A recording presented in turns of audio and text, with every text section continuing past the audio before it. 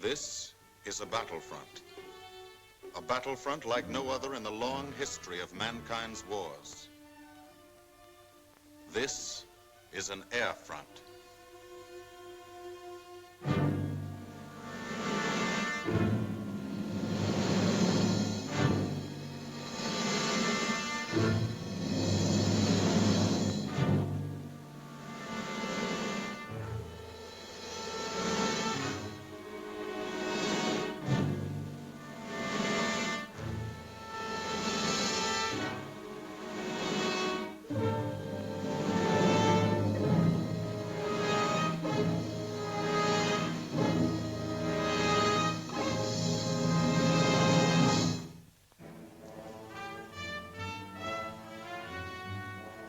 The working day begins, as it will end, with the ground crews, as much a part of the fortress as her wings. If you're a mechanic, you've got your own bomber. You get attached to it. But you know when your ship goes out on a mission, you may never see it again. So you do your work as well as it can be done, perfectly, because you wouldn't want anything to go wrong that would be your fault.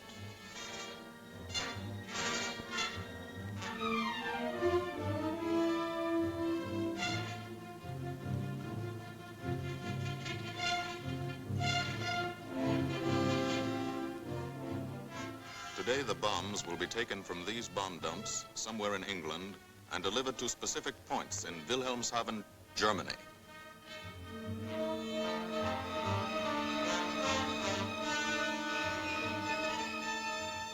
To deliver them is the job of the 8th Bomber Command, just a hauling job, yet one of the most difficult and complicated of military operations.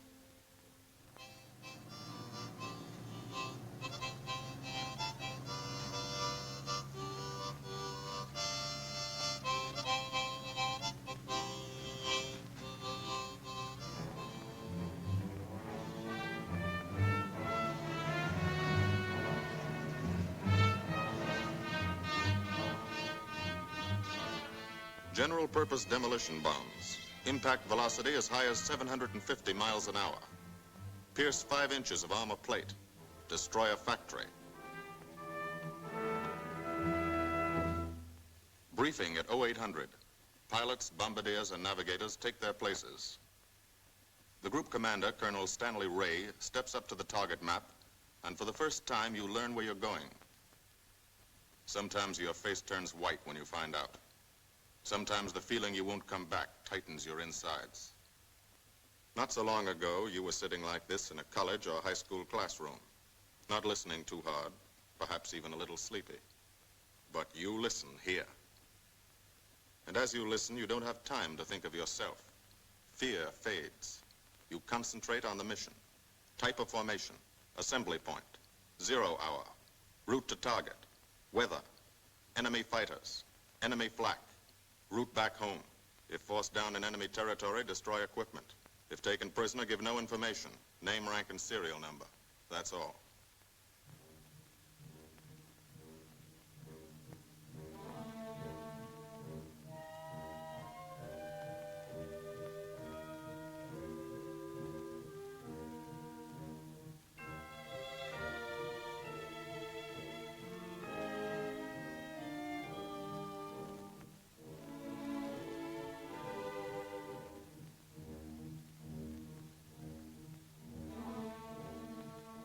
These are the passengers with one-way tickets. And this is the crew of the Memphis Belle, 324th Squadron, 91st Heavy Bombardment Group. Just one plane and one crew in one squadron, in one group, of one wing, of one Air Force, out of 15 United States Army Air Forces. Well, fellas, we've never had an easy ride over there yet. And today won't be any different. No escort except unfriendly. So keep your eyes peeled. Don't get excited and yell when you're talking on the intercom. Save your ammunition and make your shots count. And let me know what goes on back there, Quinlan. Yes, sir. Stay on the ball, gang, and she'll bring us back like she's always done. Okay? Let's go.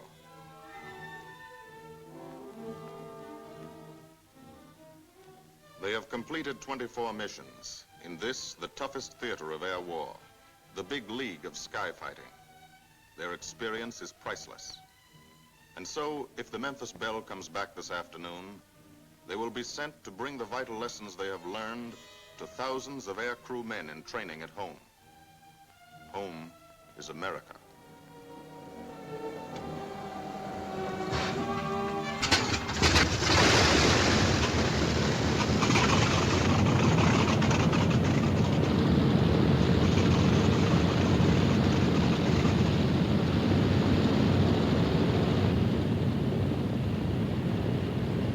This is a battlefront, like no other in this or any war. No monster armies, no booming cannon. Only the roaring engine sound of the bombers pounding through the quiet English countryside. This is an air front.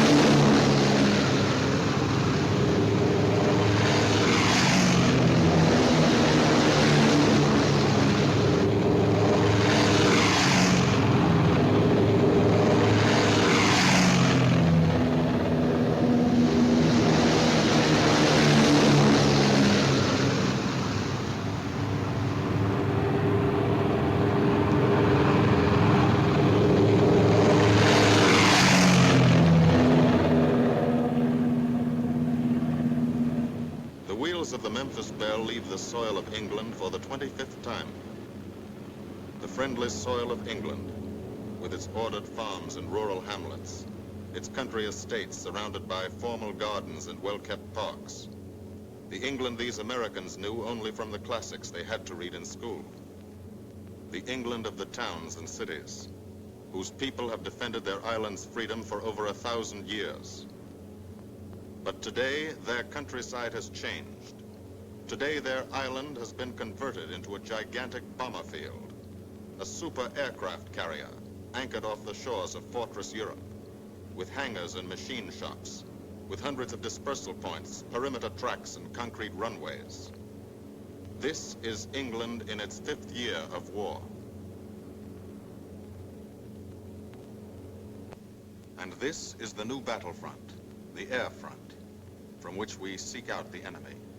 Not his infantry or his artillery, not his panzer divisions, but the greater menace, the industrial heart of his nation, the foundation on which the Nazi Empire and its armies stand, the power behind the German lust for conquest.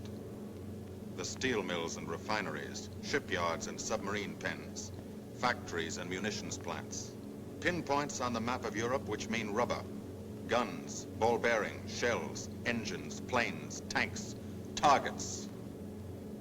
Targets to be destroyed.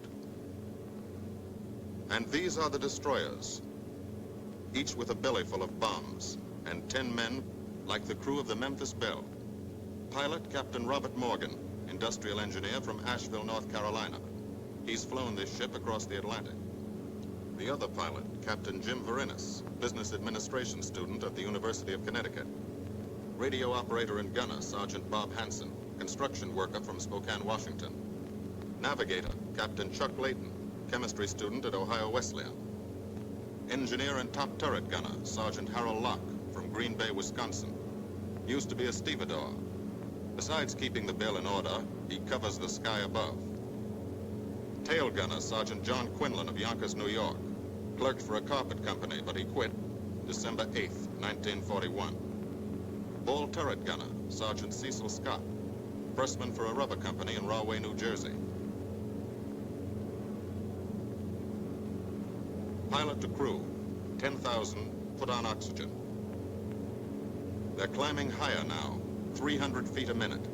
The strain on the planes and on the men is mounting. The rest of the crew, Bombardier Captain Vincent Evans, operated a fleet of trucks in Fort Worth, Texas. Waist gunners, on the right, Sergeant Bill Winchell, chemist for a paint company in Chicago. And on the left, Sergeant Tony Nastal, used to repair washing machines in Detroit when he was a kid. Now he's 19 and has 2 Nazi fighters, confirmed.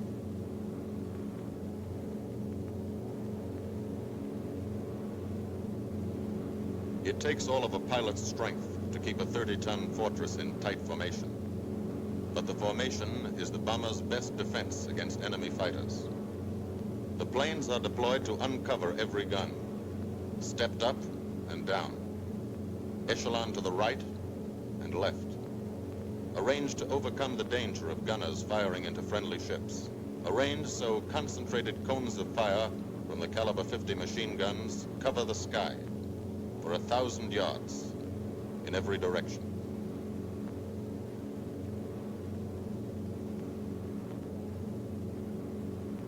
The friendly coast of England slips by below. It doesn't look like much now, but in a few hours when you come back, if you come back, this will be the most beautiful view in the world.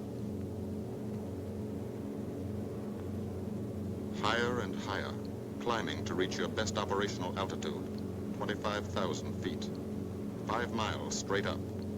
So high you can't be seen from the ground with the naked eye. So high that after 1 minute without oxygen, you lose consciousness. After 20 minutes, you're dead.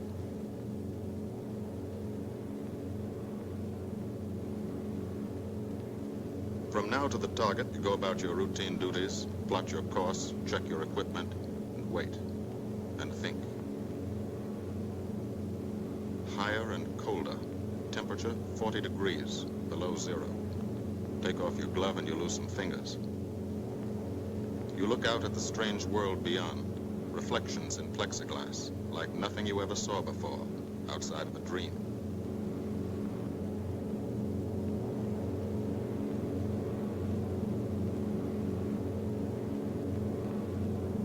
Higher and higher into the lifeless stratosphere, until the exhaust of the engines mixing with the cold, thin air condenses and streams the heavens with vapor trails.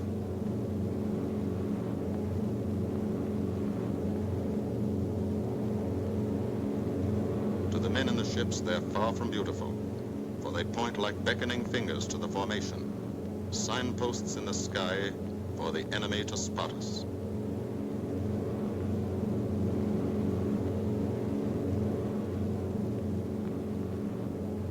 For these bombers to accomplish their mission, a plan is needed. Carefully worked out, timed to the minute. The job is to bomb Wilhelmshaven effectively and economically. The enemy is strong, skillful, determined to stop us. Here are his defenses. Airdromes, well dispersed. Each plane indicates a Stoffel or squadron of fighters. Heavy anti-aircraft, highly trained and accurate, all along the coast and defending his vital installations. Radar to warn him of our coming. Here is our plan to divide his defenses and weaken his opposition. At 13:30 hours, shortly after takeoff, 6 groups of planes will be heading toward the enemy coast from 6 directions. The Blue Force, 100 B-24 Liberator 4-engine bombers. The White Force, 300 B-17 Flying Fortresses. The Green Force, 300 B-17s with an escort of 6 squadrons of P-47 Thunderbolts. A force of B-26 Marauders, twin-engine medium bombers, with 6 squadrons of RAF Spitfires escorting. Almost 1,000 planes and over 8,000 men in the air. The enemy alerts all his aerodromes. But which is our main force? What are our targets? Where should the Nazi controllers send their fighters? It's our job to make them guess, and guess wrong. A half hour later, at 1400 hours, the Blue Force will be heading east across the North Sea, with the White Force following. These enemy fighters are tied down, waiting to meet them, and will not be able to attack the Green Force. These fighters must come up to attack the Green Force, and thus will be no threat to the Blue and White Forces. The B-26s and Spitfires will bomb and strafe a key rail junction, diverting these 6 Staffeln and preventing the enemy from concentrating too many fighters on the Green Force, which is scheduled to bomb an aircraft factory at Hanover. At 1430 hours, the Blue Force will threaten this entire coastal area of northwestern Germany. Which target will it be? Flensburg? The Kiel Canal? Or will it turn suddenly and bomb Hamburg, Wegesack, or Emden? Actually, it carries no bombs at all. It's a decoy and keeps the fighters from the northern area busy while the White Force, the main effort, heads for the submarine pens of Wilhelmshaven. At 1500 hours, while the White Force is over its target, only a fraction of the available German fighter strength of the area can intercept it. Because of the Blue Force diversion and the simultaneous bombing of Hanover by the Green Force. This is the plan of battle for today, drawn up by the Combined Operations Planning Committee and approved by the Commanding General. The White Force, lead group, low squadron. We've crossed the invisible line of enemy radar. The Hun is expecting us.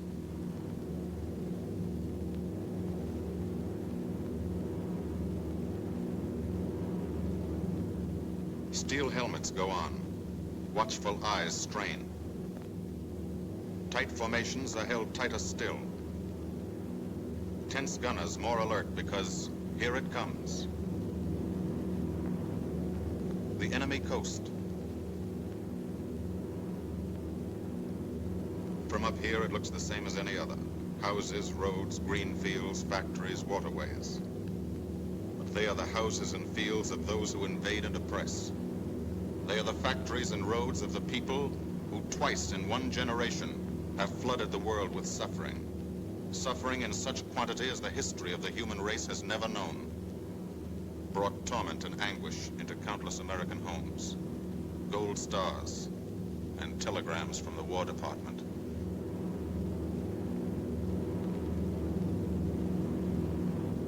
The first flak, just harmless-looking, silent puffs of smoke. Only each puff is a shell exploding, throwing shrapnel around the sky. Exactly the range, accurate flak by radio prediction. 5 miles down, Nazi anti-aircraft batteries have calculated the altitude, speed, and course. Where will the next one hit? You try not to be there.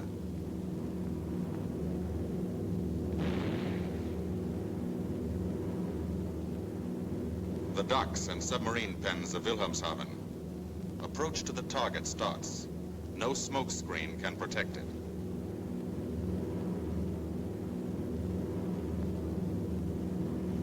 Now the enemy knows the path of your approach and walls that path with a flak barrage, but you fly right through it. Flak so thick you can get out and walk on it.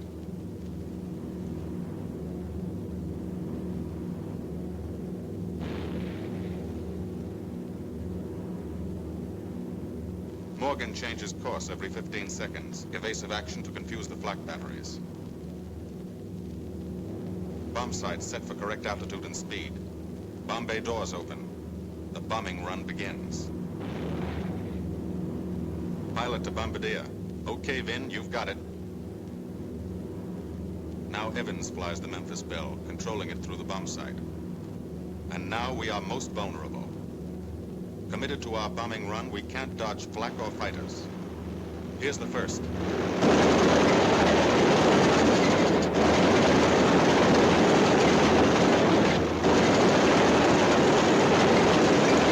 Top turret fires at him. Evans must ignore the battle. Crosshairs lined up on target. Adjustments for wind drift made. 2 more fighters diving from 9 o'clock. Flak now has the range too. They've hit this fort, but he keeps on his bombing run.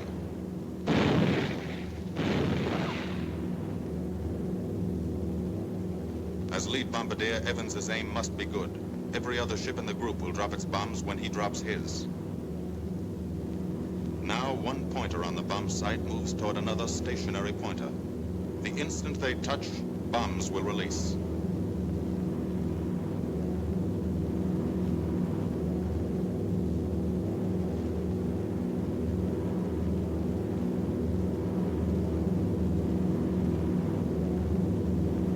They touch.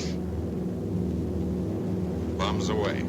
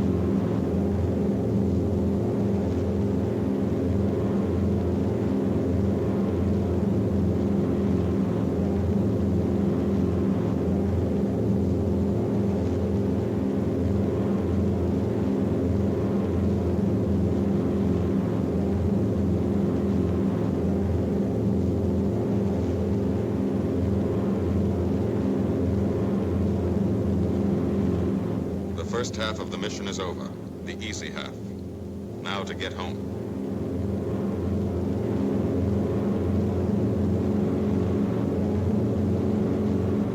The flak stops. That means fighters out there somewhere. A staffer lurking behind that cloud, or hiding up in the sun where the glare blinds you, and you can't see them, waiting to dive down on you. Fighters at 6 o'clock. This is what a gunner sees. A speck in the sky. That's a fighter. And then a blink. That means he's firing at you. 2,300 rounds a minute.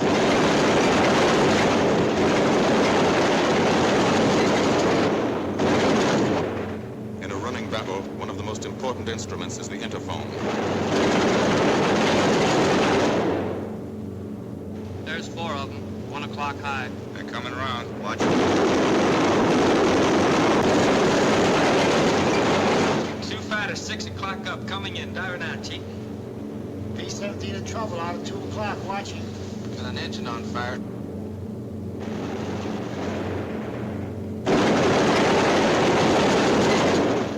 There's 2 more diving through the 94th. 3 planes, 9 o'clock, coming around. Keep your eye on them, boy. Coming around to 10. Watch them, Chuck. Keep your eyes open. Yeah. They're breaking 11, breaking 11. I got them. I got those 2 at 2 o'clock. Watch them, Scotty. I got my sights on them. Check that B-17, Chuck, 3 o'clock. Loader's smoking. Fighter at 10:30, coming around. Those 10:30 upper or lower? In the sun. B-17 out of control at 3 o'clock.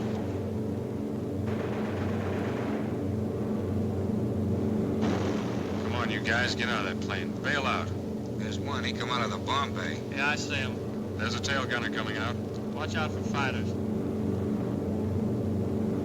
Keep your eye on them, Bill. See any parachutes, Quinlan? 2 parachutes open. Flag at 9 o'clock.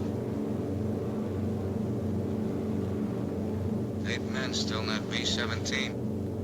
Come on, Get out of there. There's 3 more chutes. Flak, 11 o'clock. Fighters, 6 o'clock. ME-109 at 3 o'clock. Keep after him, Winchell. I see him.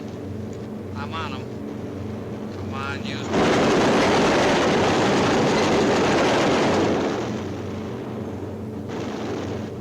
I got him. Quinlan, confirm that. that fighter. He got him, Chief. Look, he's bailing out. Don't yell on that intercom. Fighters, 10 o'clock. Watch those 2 at 12, Van. They're coming in. They're coming in, Scotty. Get that ball turret on him. Save the ammunition as much as possible.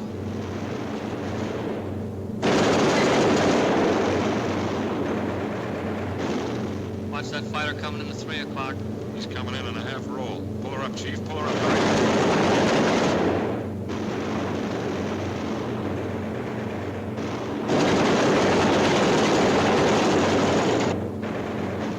This fortress is hurt. Engine on fire, losing airspeed and altitude, drifting into the flak, alone and helpless. A straggler. In a minute, Nazi fighters will swarm in like buzzards for the kill. You can watch, but you can't go down to help. You keep your formation.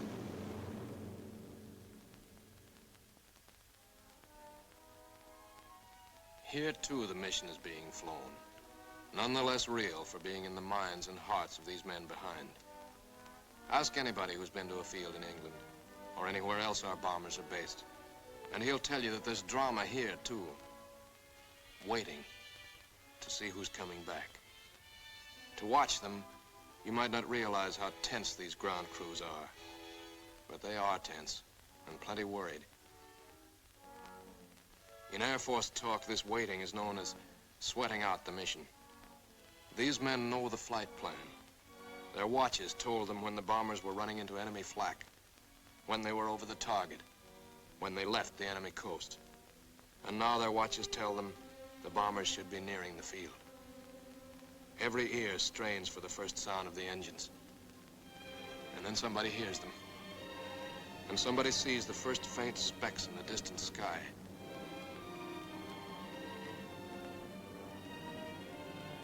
Every face turns to see and count. The watchers try to read the numbers on the ships. These planes have priority to land first. The colored flares mean wounded aboard. In the hospital window, these watching men know what that means. They know what it feels like to lie on a bouncing fortress floor for hundreds of miles through the frozen stratosphere in great pain, with the other men in your crew fighting to keep you alive until they hit the field.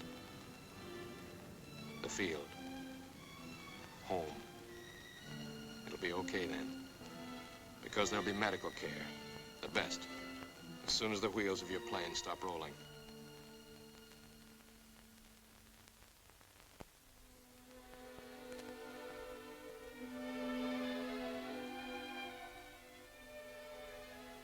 Head wound. Concussion. 20-millimeter cannon shell exploded in his radio compartment. Shock. Internal injuries. He'll be all right, though. Flak burst scattered flying shrapnel. He's full of steel splinters. This pilot's leg is not a pretty sight. Neither are the docks at Wilhelmshaven. These men will all get the Purple Heart. And this man, too, posthumously.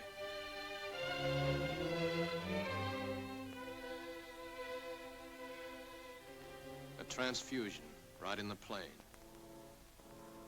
This gunner's too weak to be moved. The new life-giving blood flowing into his veins might be the blood of a high school girl in Des Moines, a miner in Alabama, a movie star in Hollywood, or it might be your blood, whosever it is. Thanks. 36 planes left this field this morning. Now 6 more arrive. That makes 20 home. And this one's 21. More wounded aboard.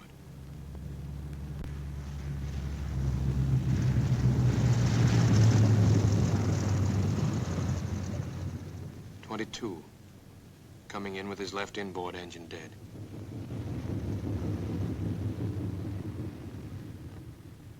23, with a feathered prop on his left outboard engine. 24, Southern Comfort, with a chunk of tail gone. 25, they flew home on their luck. 26. Not a scratch. The control tower learns that 2 more landed at a British field to the south. 1 a crash landing, crew safe. That makes 28. 29. A rough landing, but her pilot's badly hurt. It's a wonder he brought her back at all.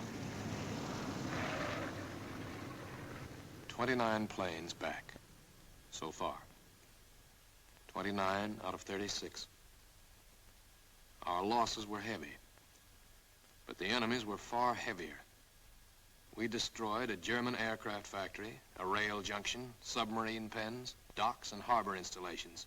That's specific, known damage. But who can tell the number of German torpedoes that will not be fired, the number of our convoys that will get through now, the soldiers' and seamen's lives that will be saved, or the battles that will be won instead of lost because of what these bombers and airmen did today.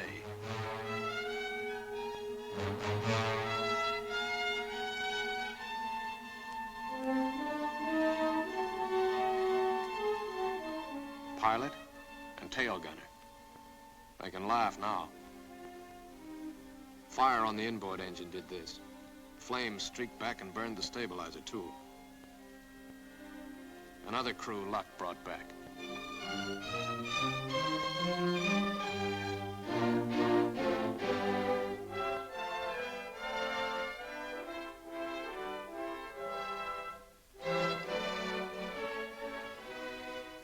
Here's old Bill. A pretty good airplane when it took off. Lost its nose, lost its navigator, bombardier wounded, top turret gunner and pilot hit, hydraulic system shot out, no brakes, no flaps, but old Bill came back.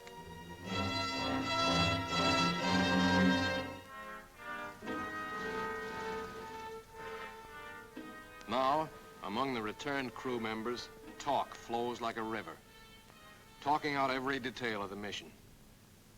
These are the faces of combat, faces of Americans who have watched their comrades die, faces that can never forget the enemy, and they're in no mood to have their picture taken.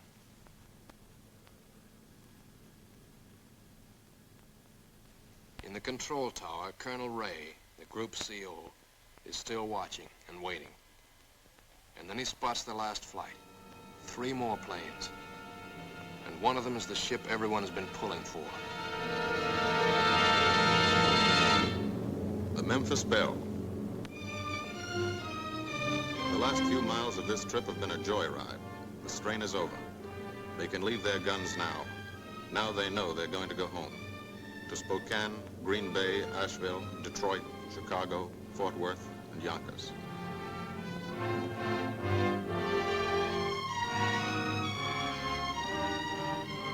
The Belle comes in for her landing, but first Morgan buzzes the field, cuts the grass with the giant fortress. It's against the rules, but this is a special occasion.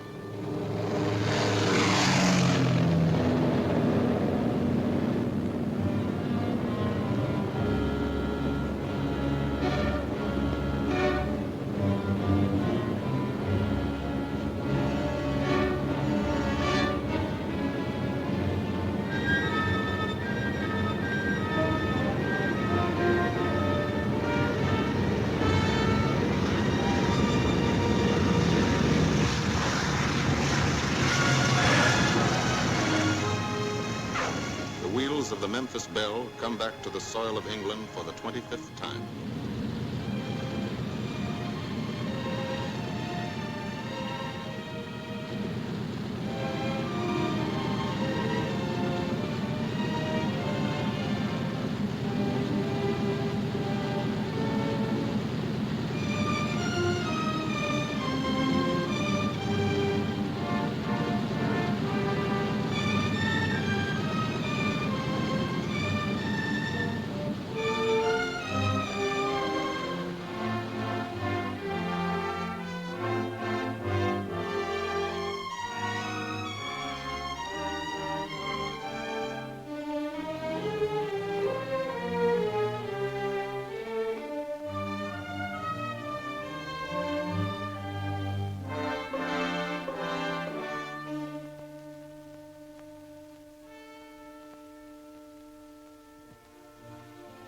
This is a day they will never forget.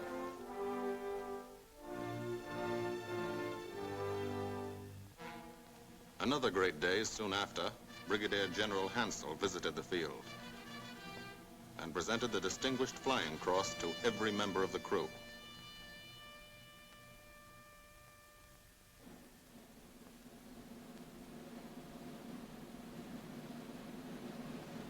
And then there was another day.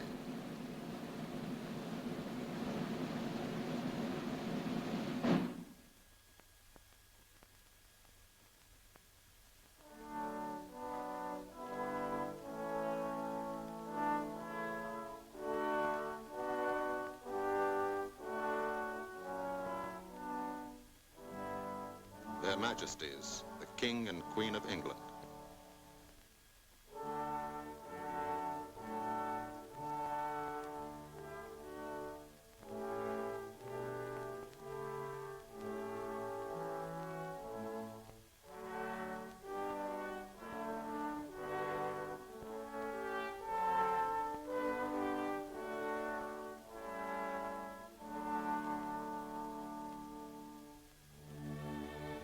Johnny Quinlan never thought anything like this would happen to him when he left Yonkers.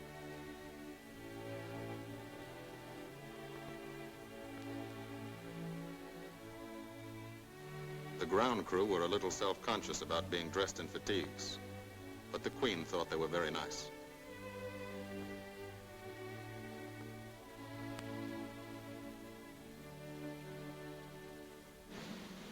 Finally, two more visitors came. General Acre, commanding the 8th Air Force, and General Devers, U.S. commander of the European Theater. The Belle crew received them in flying clothes, as General Acre read the order for what he called their 26th and most important mission: return to America to train new crews and to tell the people what we're doing here, to thank them for their help and support, and tell them to keep it up so we can keep it up, so we can bomb the enemy again and again and again until he has had enough. And then we can all come home.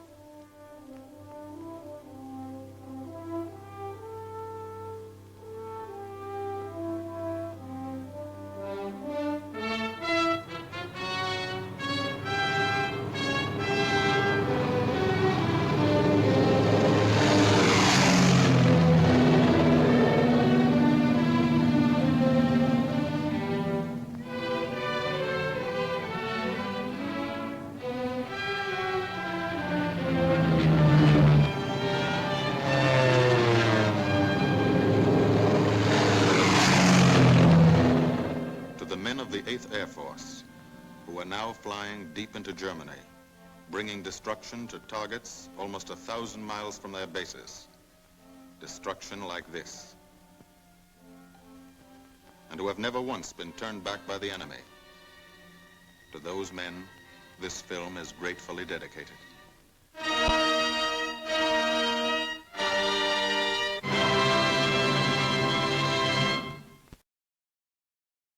This has been a presentation of the Library of Congress. Visit us at loc.gov.